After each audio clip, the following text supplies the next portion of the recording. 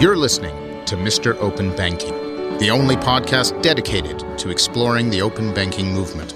Whether you're a financial expert, banking executive, or everyday consumer, open banking affects everyone and will change the way we interact with our money. I'm Eyal, your host. This episode is brought to you by Axway, leaders in enterprise integration for over 20 years. On today's episode, we're going to explore the following question. Is open banking exclusively a set of laws and regulations? After all, wide use of the term open banking can be traced back to a European law, the Revised Payment Services Directive, or PSD2, an act passed by the EU in 2015 that aimed to protect consumers, drive competition, and promote innovation in the banking sector.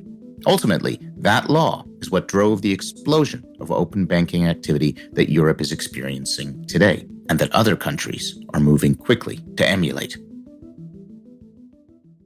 So, as a result of this government-driven history, many people automatically equate open banking with regulation. But today, we're going to challenge that assumption. We're going to discover how one region is trying to get there without any regulation at all. And maybe we'll find that a market-driven approach might just be the better way. The United States remains home to one of the most innovative financial sectors in the world. U.S. fintech activity continues to thrive, U.S. banks are laser-focused on digital innovation, and U.S. companies still handle the vast majority of global payments. However, there still remain over 10,000 financial institutions in the U.S. that need to be stitched together, and no easy, secure, standardized way to do so.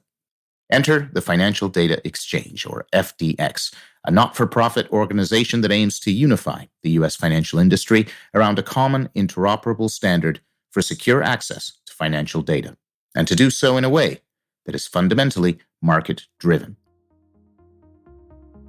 Our guest on the show today is the managing director of FDX, Don Cardinal. Prior to joining FDX, Don spent over 10 years in traditional financial services at organizations such as Bank of America, the University of Incarnate Word, and Thomson Reuters. In 2019, Don testified before the U.S. Congress to advocate for the future of financial technology, encouraging the empowerment of consumers to take control of their financial data. Thanks for coming on the show, Don. My pleasure.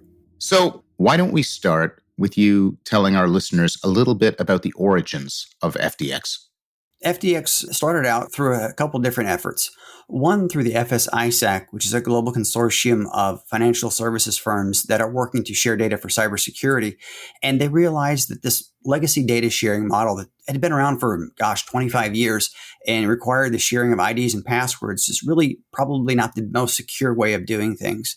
And they had tried for a while to get the industry to move to this whole tokenized RESTful API model, but had limited success. And in parallel, the fintechs were also doing the same thing. They were saying, hey, listen, holding millions of customers' IDs and passwords, probably not the best idea. We really would like to have data access through an API. It's better for everyone.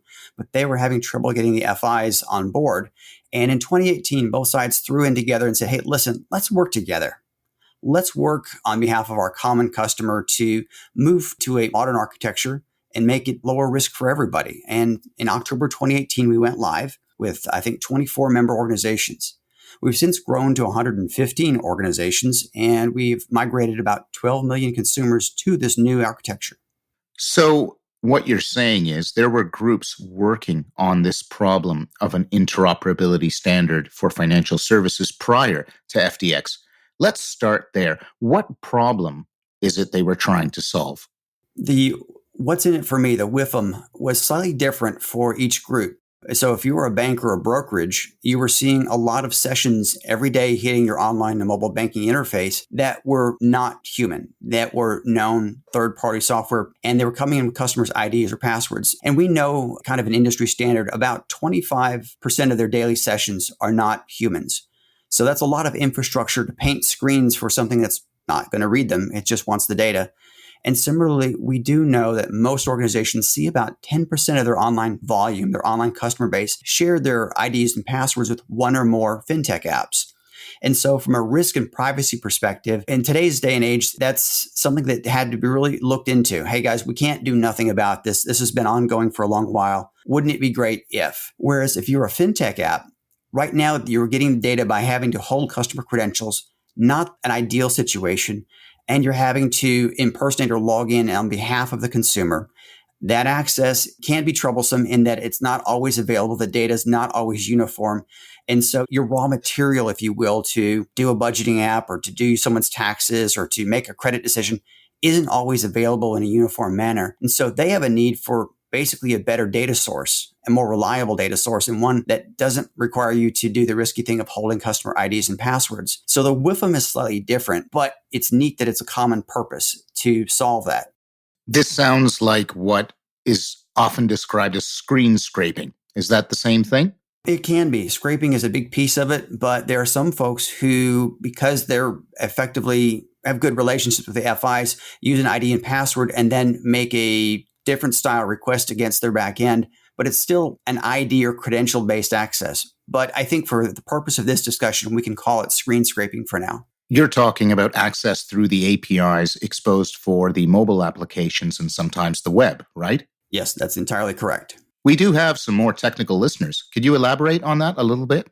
Sure. So right now, if you wanted to get a piece of data about Eyal and you knew where you banked, you could technically pretend you were an online banking session, go to that, write a script that pulls up the web browser, paste in the ID and password, maybe paste in a challenge question, and then you can start scrolling through those screens to retrieve data elements, your balance for your current accounts, your last 10 days of transactions, what have you. Similarly, you don't have to just do it against a online banking site. You could actually hit a mobile API as well and use the same sort of ID-based access for that. It has its issues, which is why we're going to a dedicated application programming interface or API. It sounds like fascinating work you're doing.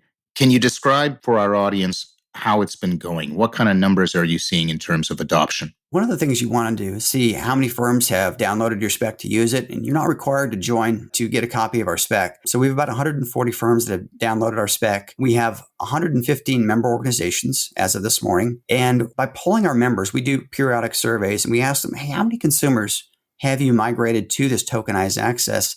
And the number we got last time we got a complete count was about 12 million. That's good news. The less IDs and passwords are floating out there, the safer everybody is. The job security for me is there's probably another 88 to 100 million left to go in North America. Think about that for a second. 100 million usernames and passwords in North America alone, all providing access to real bank accounts, all floating around out there in the databases of various fintechs without any clear guidance around risk management or liability.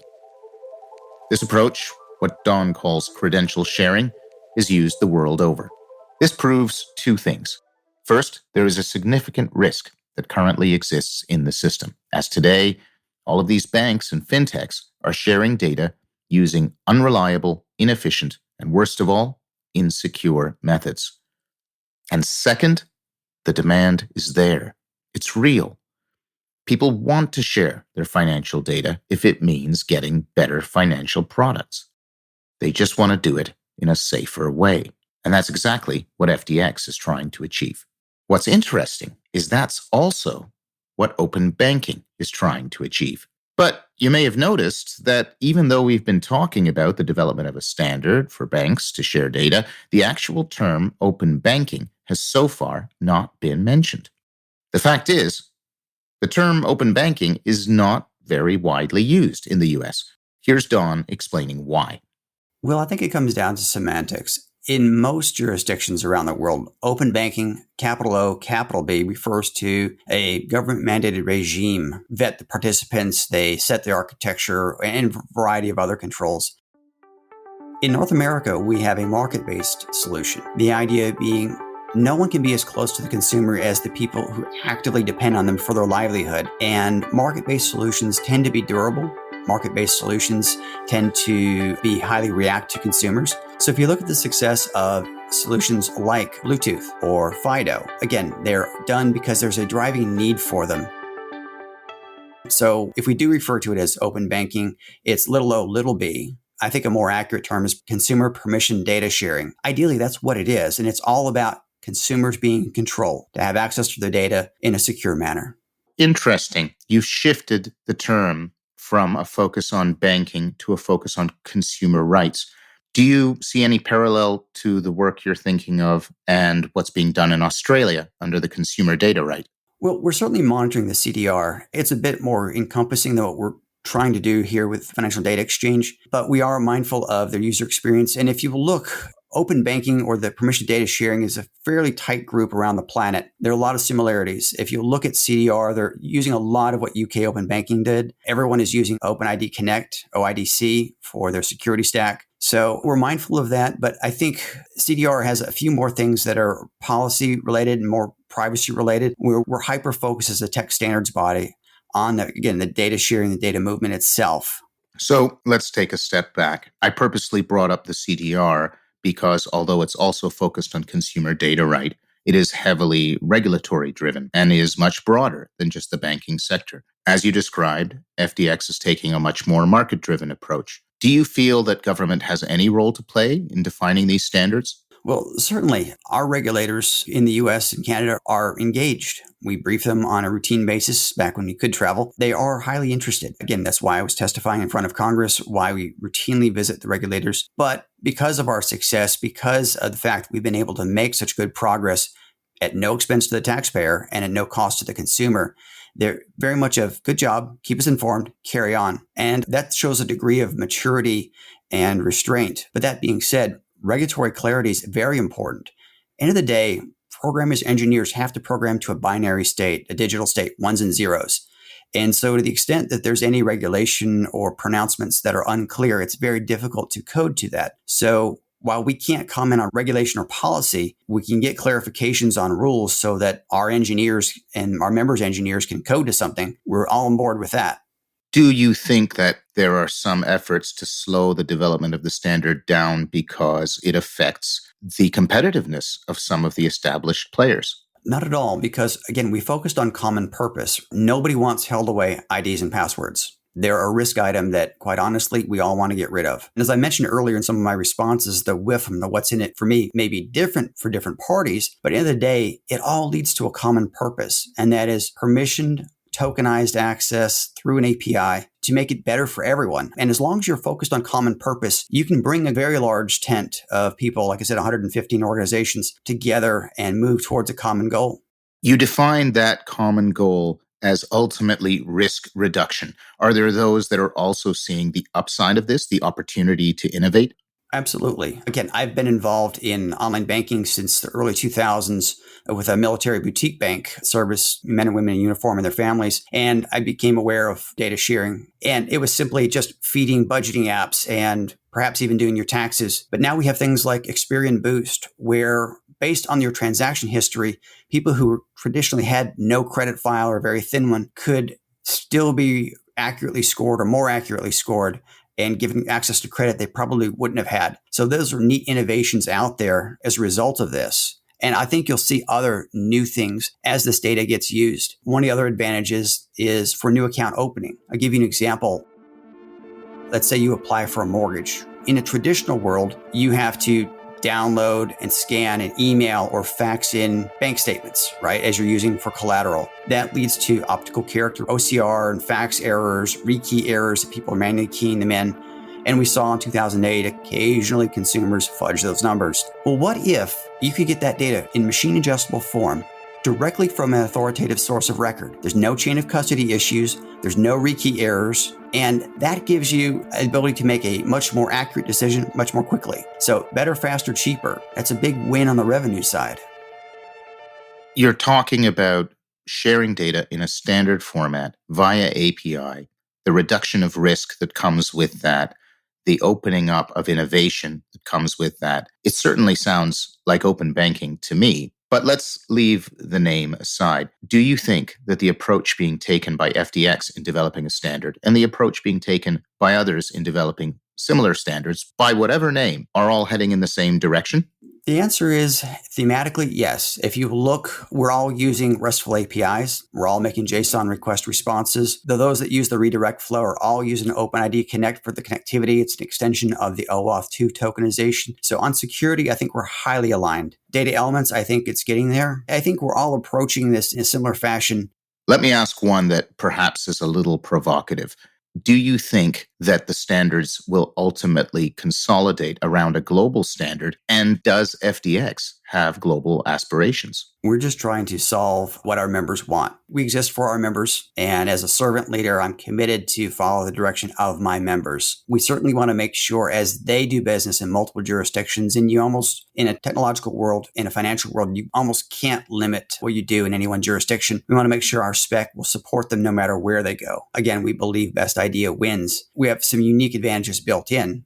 Because we're member driven and member supported, we're not dependent on any one government for funding, no annual budget battles and that sort of thing. In addition, we have an opportunity to be more sustainable because we're not tied to any one jurisdiction. So those are some native things that we think Bluetooth and FIDO are good examples. But I think at the end of the day, the market will see what works. Has FDX expanded anywhere beyond the US to date?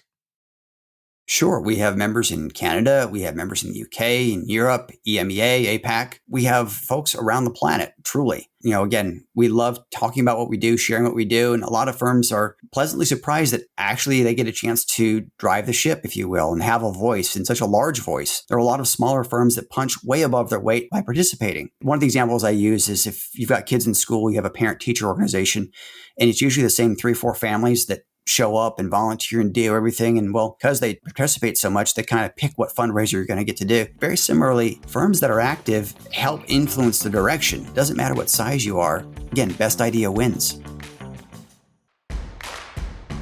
The kind of member-driven approach Don is describing is the way most technical standards are developed. Working groups meet, and based on open participation and frank discussions, the best ideas win. Contributions are approved by democratic process rather than a central authority.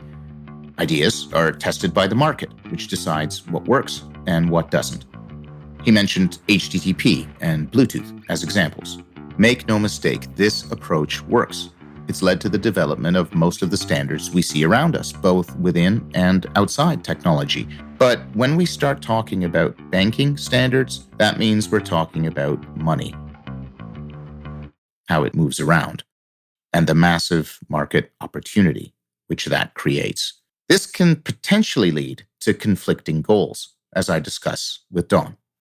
Isn't there a bit of a Jekyll and Hyde situation with some of your members, where on the one hand, they gain their value by creating solutions that leverage password sharing and the more risky ways of sharing data? On the other hand, they sit on your boards and are trying to move towards this standard. This puts them in a bit of an innovator's dilemma, don't you think? Not really. I mean, they have to keep the lights on for right now. And by having access any way that they can, they are able to innovate and create net new things. For example, Experian Boost was built on a data sharing model that was largely powered by credentials. Now, as we move to APIs, the data will be more quickly available, more uniform, more highly available. And so that's a good thing. And I think more and more firms will make that data available. So a broader data set as well. So I think it's an interim step. And I want to give you an example. MagStripe on your credit card has been around for 40, 45 years. We all agree that it had some concerns. It was older tech, but with EMV chip, it's just now passing its 10th year. And we still have MagStripe readers out there. Not everyone has moved. I don't think anyone would accuse the gas stations or whomever else, mom and pop merchants, of having dual purpose. They're just trying to keep the lights on and keep things running until they can get to a more secure, less risky state. What do you think is preventing them from getting there faster relative to other markets? The US famously still supports things like the mag stripe quite widely and even carbon paper swiping of credit cards. Consider it's 330 million Americans. There are probably over 13,000 different quote financial institutions when you consider banks, brokerage, insurance, investments, credit unions, and the like. So this is very different than a hyper-concentrated market where you have 9 or 6 or even 4 FIs with 90% of the share. And to that extent, it is very different. I think there's a viewpoint that the market will do things. They want to do things in a non-disruptive way. Remember when online banking was rolled out, not everybody had it at once. And online banking 1.0, if you go back that far, was typically just your balances. Maybe an innovator would add, a month's worth of transactions. But it certainly was a robust suite of services and near virtual branch replication we have today. But I think we're in that same sort of boat where we're doing it very slowly, very cautiously. If tech firms have a fail fast mentality, financial services can't fail ever. And so there's a big difference there. Let's go down that road. Even though the US is highly distributed market, there are still a handful of dominant players. In 2008, during that crisis, those players were accused of being too big to fail. In some circles, open banking was considered a reaction to that kind of concentration. Despite the lack of regulation, does FDX have a similar de-risking the economy, level the playing field, distribute the wealth sort of element to it? Or is that really not present? Well, we're a tech standards body, mostly staffed by engineers from the representative member firms. We're trying to solve a tech problem.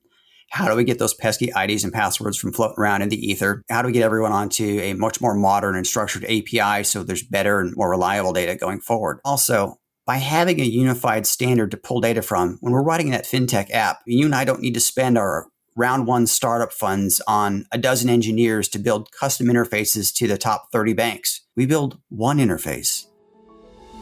And we just change the URL we point to. And so startup funds go further. So that really levels the data access playing field to even the smallest firms. And in particular, fintech startups that are staffed by women and persons of color. The Harvard Business School last fall put out a study that showed that the initial seed funding for minority and women-owned fintechs still don't attract the amount of funding that other groups do. So something that levels the playing field like FDX really helps that funding go further, faster, and allows more minority and POC fintechs really play in the game. So despite there not being a regulatory or legislative element, there is very much a, quote, fairness side to this.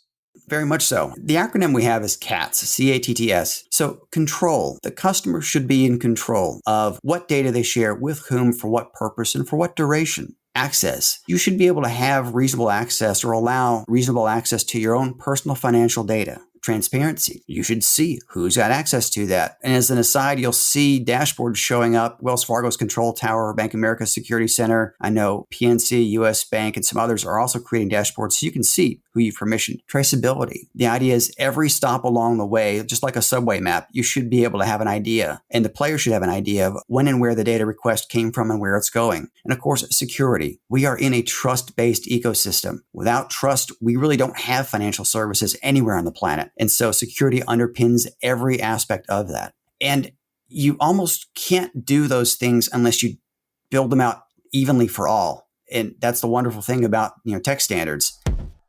They work for everyone. HTTP, HTTPS work for everyone. USB works for everyone. Bluetooth works for everyone. CATS, a useful acronym for remembering 5 key principles to follow when developing an effective open banking standard. Little o, little b, of course. Let's go over the list again. C, control. A, access. T, transparency.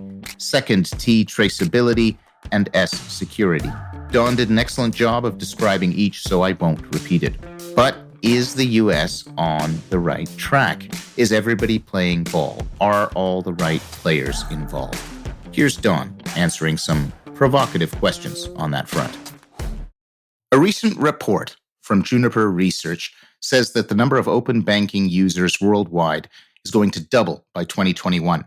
However, that same report says that a, quote, lack of central regulatory intervention in the US was likely to limit the potential growth there. What would you say to that, Don? Well, I have about 12 million reasons why I would disagree. When we poll our members of FDX, and there's over 115 organizations now, they indicate that 12 million of their customers have made the migration to tokenized API-style access. As I mentioned in one of my earlier answers, that still leaves us about 88 to 100 million left to go, but it's a non-zero amount. Some people describe the US as a laggard in open banking. How would you respond to them? Apart from the 115 member organizations we have working toward it and growing, and apart from the 12 million consumers we have who are on this journey and more going. And we've done that in 18 months. I'd say the delta or the path forward, if you do that dotted line forward, is rather strong. So I think the hard evidence points to the contrary. Let's talk about the GAFAs. You're increasingly starting to see large technology companies, the Googles and the Apples of the world, introduce financial services that compete head on with the banks. Last year, Goldman Sachs and Apple launched the Apple Card, described as the most successful launch of a credit card in history. Are they on the FDX board? Do they also want to move towards a standard, or are they trying to create moats around their own services? Well, neither Google nor Apple are members of FDX yet. Love to see them because we cast a big tent. We want firms of all shapes and sizes, really all products, to be as part of this decision-making process. Now, our APIs are available. Data can be shared really with any party that has access. So that's the good news about it. So PayPal is a member. They recently joined this year. So I think we're starting to see some non-traditional players take part in the space. And why not? Again, a provocative question. Why do you think they are not joining? Do you think it is a matter of building moats that they're trying to explicitly not adopt a standard? Honestly, I think given that we're only not quite 2 years old, it's a matter of getting on the radar, and it's really a matter of them dedicating their resources to do it, and hopefully they'll find value. We'd love for them to look at what we've got going on. To those out there who say the US is behind in open banking, Don begs to differ and has strong adoption numbers to back it up. More and more American consumers are demanding innovative financial services. More and more providers are moving towards standardized, secure API access, and FDX membership continues to grow, although the GAFAs are conspicuously absent. All this with no regulation. More importantly, even though this is a market-driven approach, the larger philosophy of open banking, the idea that customers should own their financial data, is clearly still very present in the FDX mission. Don, what's wrong with banks and other firms owning my data? Why is it so important to empower the consumer to own their data?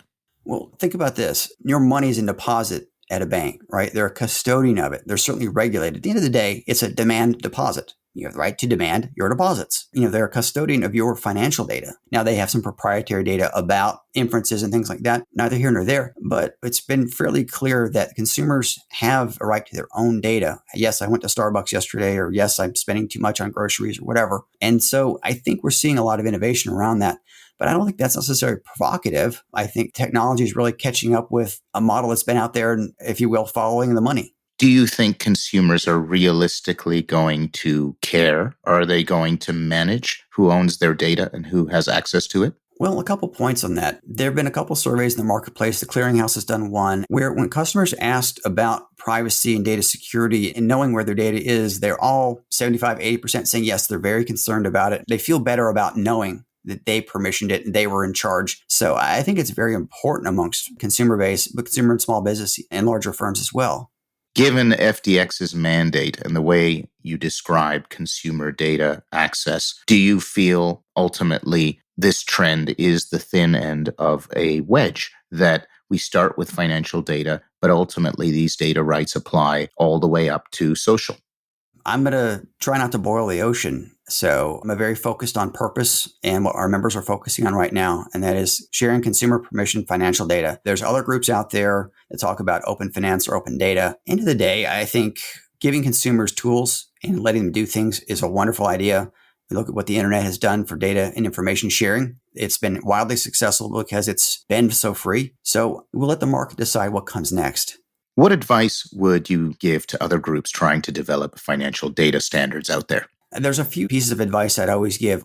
One, I have a preference for market-based solutions because no one will ever be as close to the consumer as, again, firms that are directly dependent on them for their livelihood. Two, you've got to make sure all the members are getting value of any not-for-profit.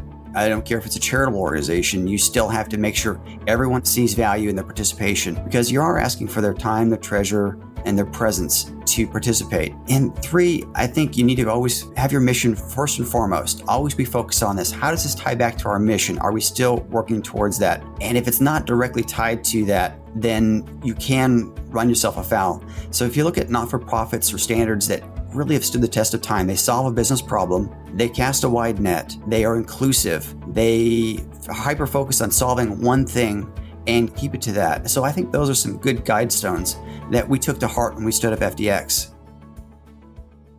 One component in an open banking architecture that exists in some implementations but not in others is a centralized registry, a single place where you can discover all the participants in a given ecosystem.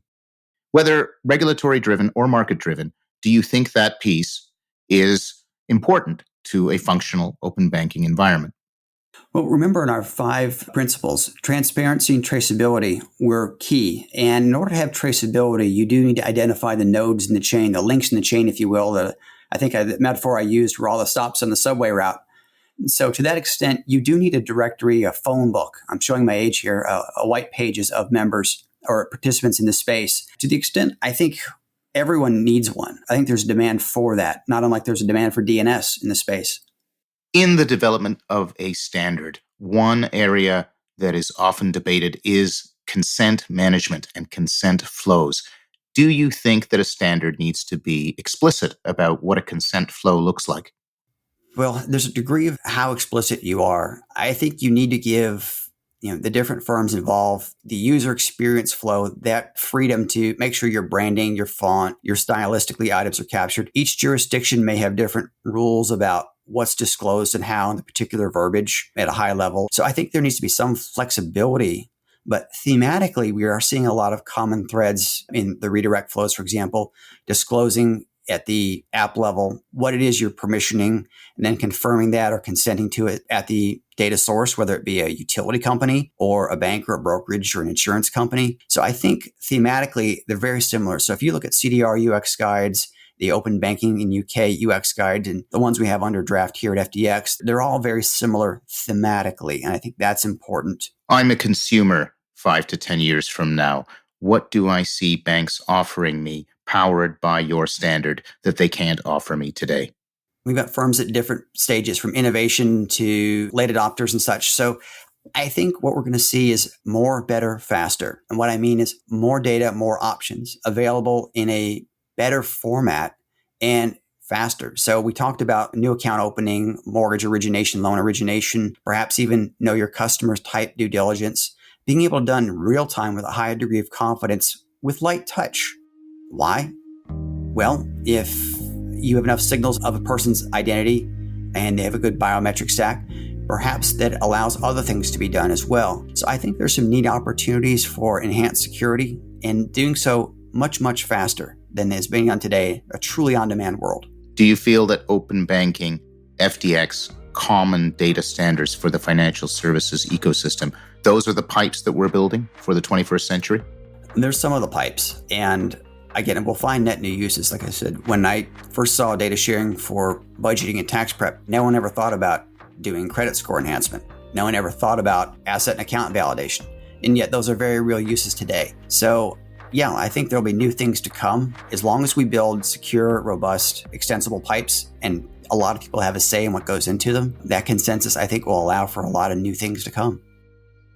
Will all the dominant players that exist today survive? Will banks in general survive, or will they be swallowed by the GAFAs of the world? That's to be seen. The market will be there. The consumer needs to be served in new and delightful ways. Again, I always be a bit facetious, but I would say stay tuned. That's a great cliffhanger answer for the end.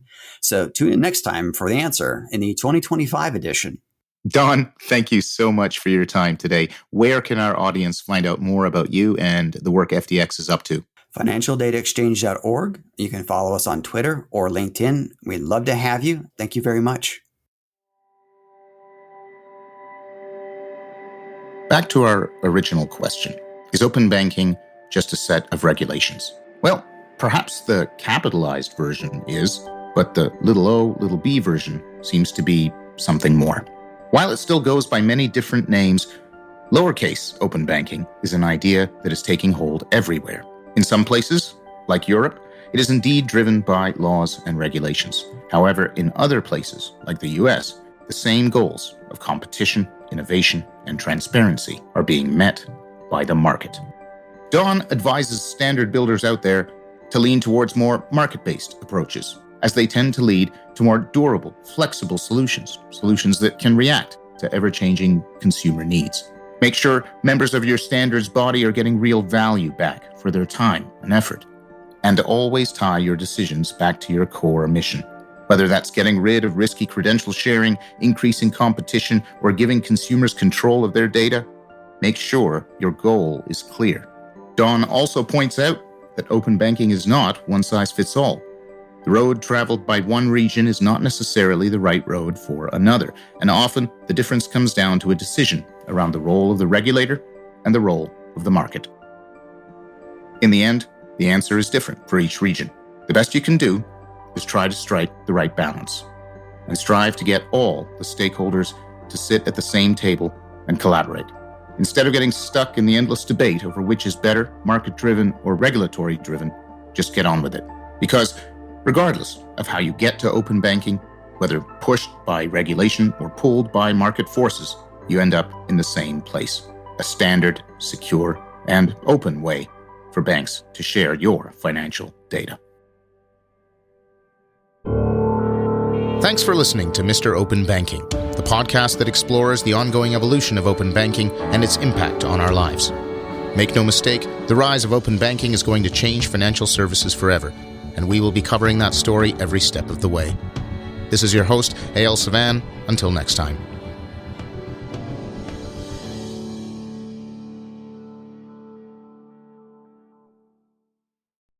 This episode was made possible by Axway, leaders in enterprise integration for over 20 years and creators of the Amplify platform. To learn more, visit axway.com.